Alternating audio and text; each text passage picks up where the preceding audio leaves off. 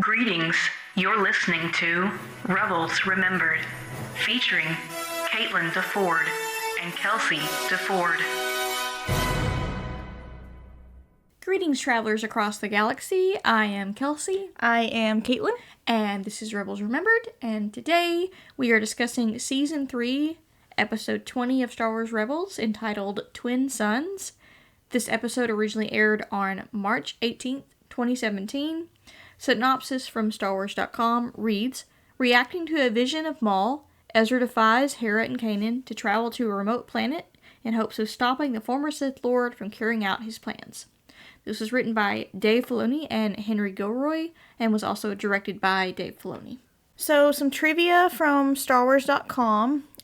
To demonstrate an arduous passage of time, Darth Maul's character model not only is scuffed up, coated with sand and dust, but also has chunks taking out of his mechanical legs, which is kind of interesting and creepy and gross.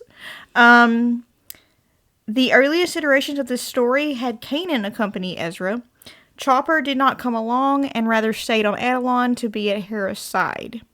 I think in Rebels Recon, Henry Gilroy talks about that, about this episode went through a bunch of drafts, and originally Kanan did accompany Ezra, but it was sort of decided that Ezra sort of introduced them to Maul, and so it's sort of his journey in dealing with the final outcome of that. Yeah, I think we talked about this off pod, but yeah, I think I liked this episode and the fact that Ezra is by himself.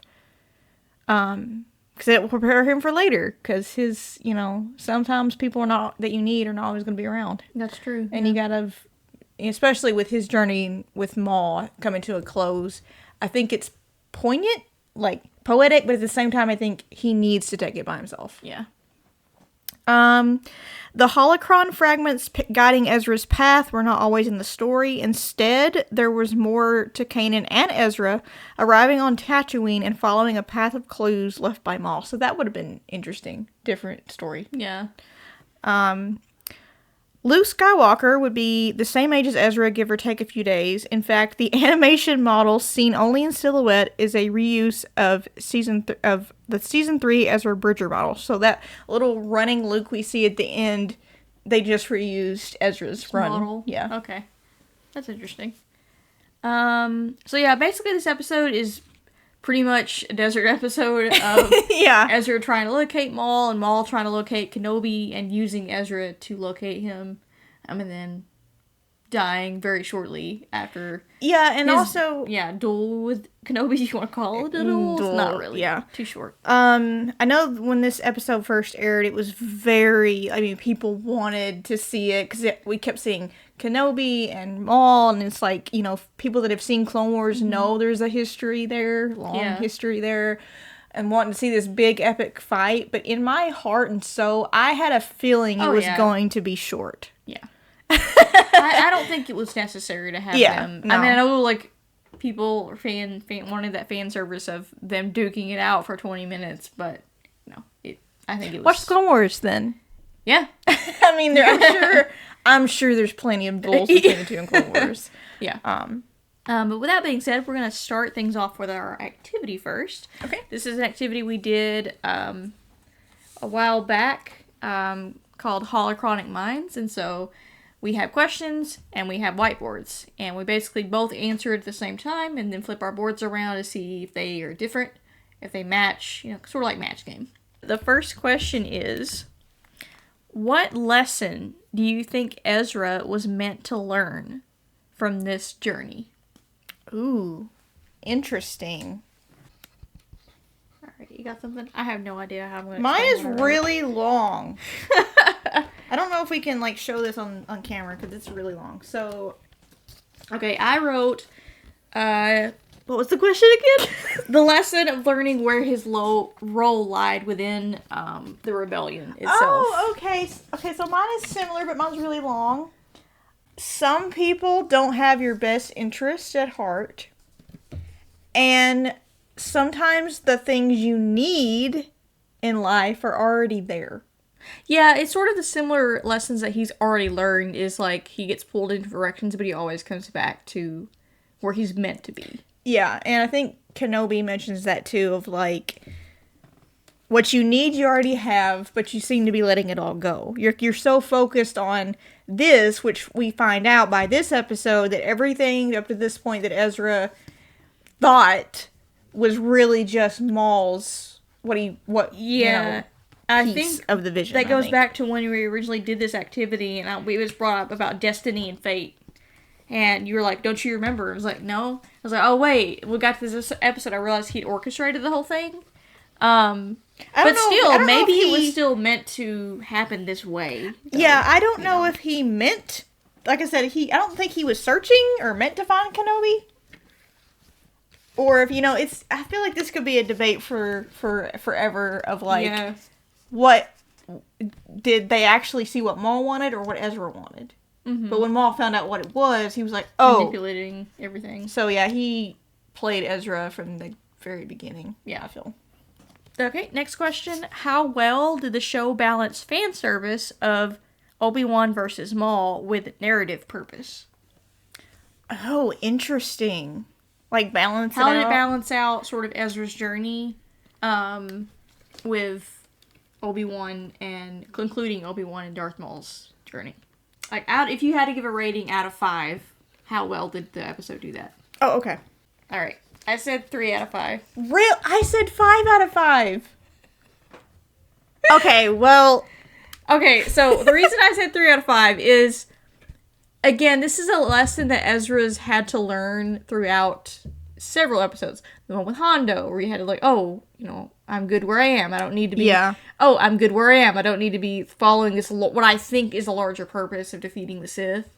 Mm-hmm. Sort of coming to terms with understanding he's not going to be involved in that, really, in that aspect. As we know, he doesn't know that Darth Vader's going to turn, but we do. Yeah, I get you. But I will say, like, this episode on its own, sort of what I struggle with is, like, I understand that they wanted to conclude Maul and Obi-Wan's story, but it got me... Maybe I'm just overthinking it. It got me questioning why Maul was even introduced in the first place. Like, was it really about Ezra's journey?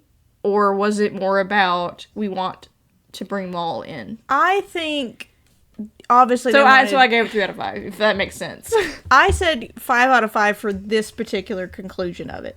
Okay. Because, yeah, I really think they brought Maul into it because everybody loves Maul and he's a good character. And see what happens, right? When those characters interact. Yeah, just to see. But I also think, in terms of Ezra's character, it challenged him. Okay, yeah. Without Maul, I don't think he would have grew like he did. Oh. I wonder that. I think it was balanced very well with Obi-Wan and Maul because it didn't overtake the story. Like, it felt that Ezra's journey and the end of this episode with Maul's journey concluding together, it didn't feel like one was overtaking the other to me. It felt very cohesive. I'll bump it up to 4. I'll bump it up to 4. What I do like about this episode is that we have, I think, like, we brought this up, like, not only is this concluding, Maul and Obi-Wan's long journey, being adversaries, but it also, when it ends with, Luke. Yeah. Which, I mean, honestly, like, what I loved about, we'll get to the episode in a minute, is, once Maul says you're protecting somebody, he immediately lights that lightsaber, like, okay, now you really have to go. You've overstayed your welcome, but yeah, once sir. you see Luke, it sort of, like, reminds the audience, like, okay, we started this show 5 years before A New Hope takes place. I don't think we've got much more storytelling. Yeah, I said this off pod, too. I think, this was the moment I really thought we were going to get 5 seasons, guys. I really did. I really thought we were going to get 5 seasons.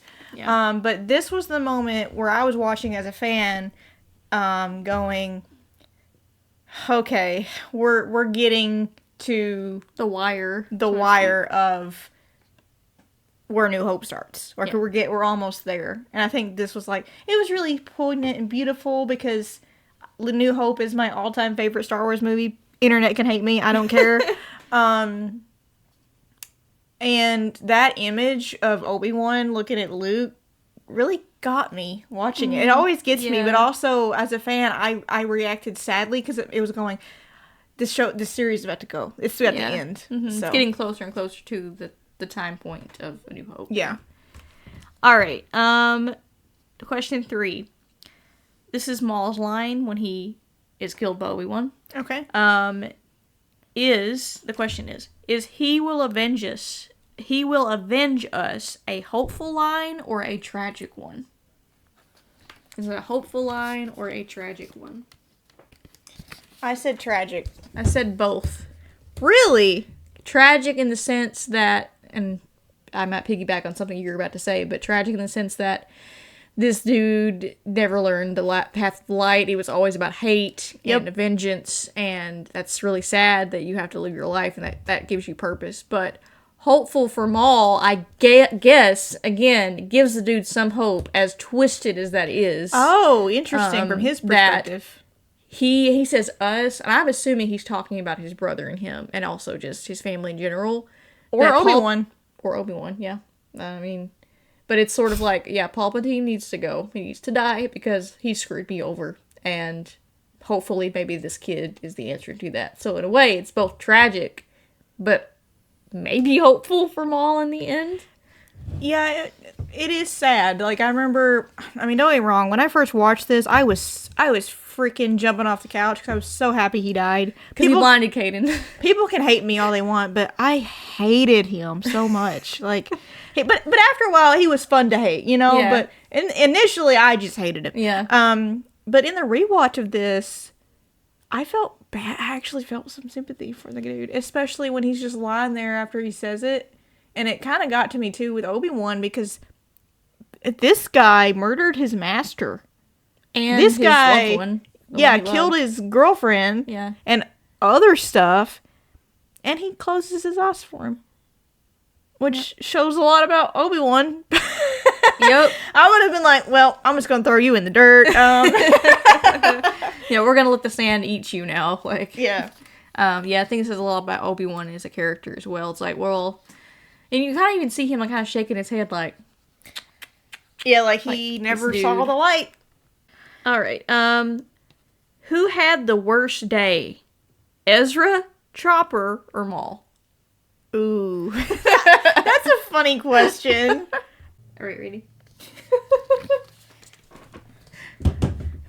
I just have Chopper. I felt so bad for the little dude. I mean... One, he didn't want to be there in the first place. Yeah. He kind of just stole away. And then he's trying to protect Ezra. And then their ship gets blown up. And he's like, you go find, I'm sure you can find a settlement. And he turns back, and he sighs like, oh, I can't leave him alone. And then he gets gunked up full of sand and almost dies. You know what? I'm going to put Chopper. I felt Maul originally because he died. But, he was kind of happy at the beginning. He thought everything was going to work out and he was going to kill Obi-Wan. I mean, Maul died. Yeah. So, yeah, that does kind of ruin your day.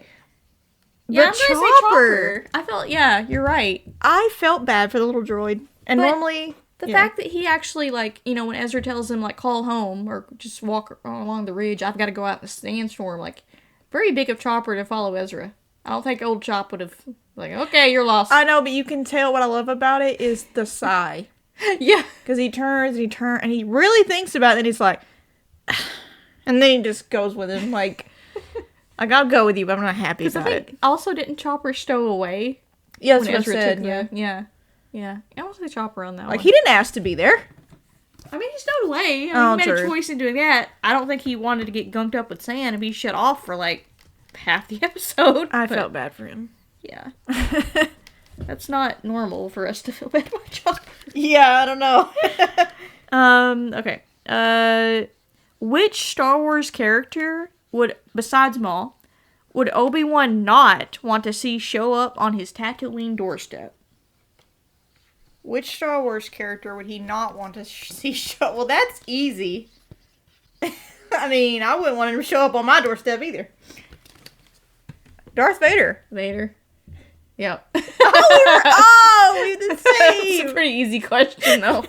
Yeah, be Darth Vader. Yep. And I haven't seen the Obi-Wan show, but I have seen Ewan and Hayden's the fight scene. Yeah. All right. Another Obi-Wan question. Okay. If Obi-Wan had a Holocron playlist, What song would be on it after this episode ends? After this episode ends? Like, if he just goes back home and is chilling and he just pops in a record or whatever. Play a song. Yeah, what song would be Mine is so stupid. Like, it's not outside of the box at all. Okay, I'm gonna go on pod and say what I'm about to write down is totally not something Obi-Wan would play. But I'm gonna go first. Obi-Wan would totally not do this. Kelsey would do this. The song Karma. I don't know if you've heard that song. You specifically wrote this question so you can write that. I just now thought of it. Then I'm like, wait, this is totally not something Obi-Wan would play. I think he would play Binary Sunset. Binary Sunset? Which is what we hear at the end of the episode. You're such a nerd that you even know what that is. What the heck? Like, what if he's got records of John Williams' music? Like, what if John Williams' music is actually canon in the universe? He's a great composer in the Star Wars universe? And it's kind of sad and tragic. Can you just see Obi-Wan sitting there in this plane? He's just like... And then he just takes the needle. Like, it would be like such a Family Guy moment to take the needle off the record and this is what was playing. Okay, what about this one? What about Sunshine by John Denver? Sunshine on my shoulders makes me happy. I can see that one. I mean, that could kind of fit.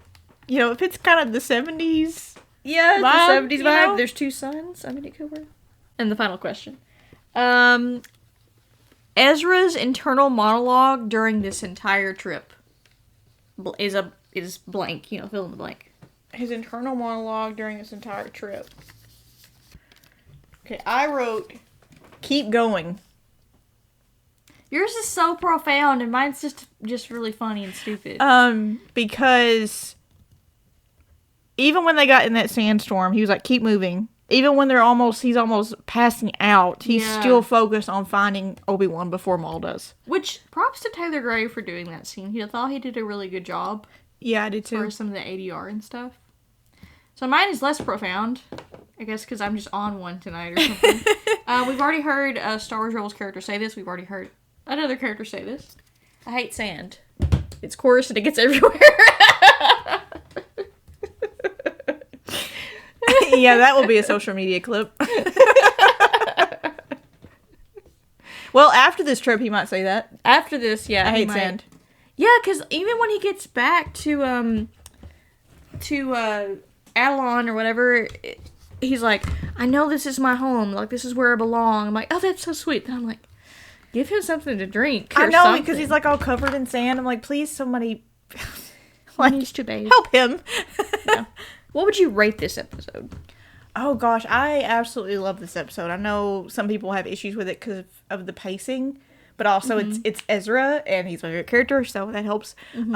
I would give it an 8 out of 10. I was gonna say 7 out of 10. So yeah, I think we're along the lines there. Any like favorite moments in this episode that stuck out to you? I really love. I think I say this all the time, but I really love it. Is the scene where Ezra's walking through the desert and he keeps hearing Maul taunt him and tease him and says like, "Oh, you muhaha," like he's actually already dead. To me, every time I see it, it's very biblical. I didn't think about that. I know like religion is the Force is religion's greatest hits, but like the desert, especially in the Bible, is very biblical in a sense of like, you know, that's where the devil is usually lurking and like tempting you. And I got a biblical vibe from that, so I really love that. And obviously the scene where Obi-Wan gets to meet Ezra. And great vocal performance by Stephen Stanton. Yes. Shout out to Stephen Stanton, who also voices AP5. And he also voices Tarkin, I believe. Yeah, I believe so, yeah. It's a great impressionist and vocal artist. Yeah. What was your favorite moments? I would say probably the scene where he meets Obi-Wan. Also, like, something I really didn't pay attention to the first watch is when Ezra gets into the A-Wing with Chopper, and he's sort of looking at this broken holocron and the pieces, and he's doing some weird stuff, which I don't really understand, but we're not gonna do that. But just again, Kevin Kiner's score there, I was very surprised by of how, I don't know why I was surprised, but I was I never really paid attention to the music there. Same. It was really, really good. And also, I love sort of it wrapping up with Ezra understanding that he is on a different path from Obi-Wan and Luke. But also understanding that's where he's needed. It's trying to, tie it back to Lothal. Sometimes, I feel like he was searching for just this end-all solution that's going to fix everything. Destroying the Sith, equates with destroying the Empire in a way, because the Sith is controlling the Empire. But understanding that that's not really the solution right now. It's understandable why you would want a quick and easy solution, but a lot of times they don't either. They obviously quick. Number one rule in life: quick and easy solutions do not exist. Yeah. Question for you going into the season finale: what were your initial thoughts after this episode? Were you like me? Were you thinking oh, it's gonna wrap up here? Are we gonna get another season?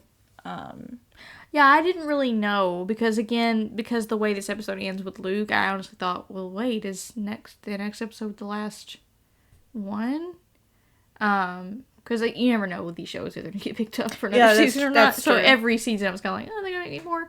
But I was kind of leaning that way, because I assumed they would be going back to Lothal. Knowing that there's other things happening behind the scenes. With Thrawn and Callus and all that. Yeah. So, to answer your question in a short version, is part of me was thinking it was going to be the last episode, but part of me was maybe there's still more to tell. Okay.